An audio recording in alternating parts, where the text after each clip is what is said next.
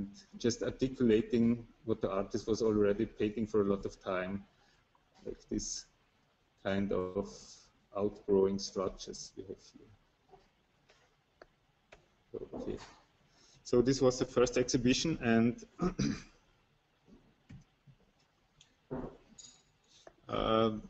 now I can show you how we make the histograms. Actually, this was actually the main part.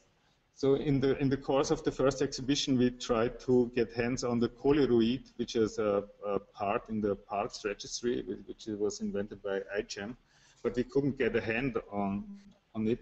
So we tried to find an alternative.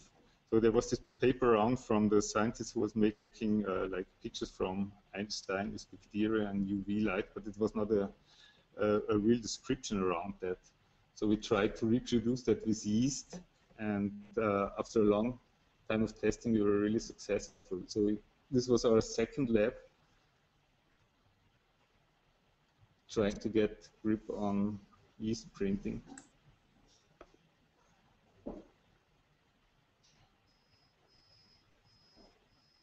So, and after some experiments testing different kind of light sources, we found a setup which would fit for standardization. So these were one of the first histograms.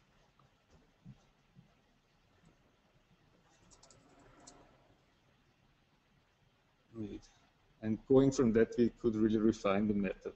So they got better and better every time.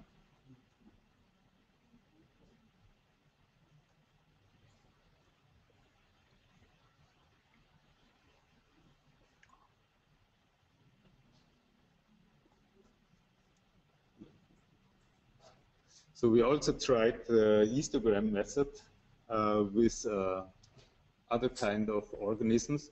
So here we see Vibro fishery, and it worked some kind, as you can see, for a little while, yeah. It was just like somewhere it must have been too hot for them, you know, in the middle. So we didn't go like the last way to really make a standardized recipe out of that. But maybe we pick that up again. And so here's like how it's made. So first up, we cook up some agar.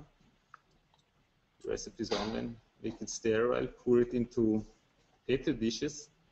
Then here we have some kind of, we have yeast here and, you know, all the stuff to keep it sterile. Making a yeast solution. Pouring the solution to petri dishes, massage it in, put a stencil on the lid,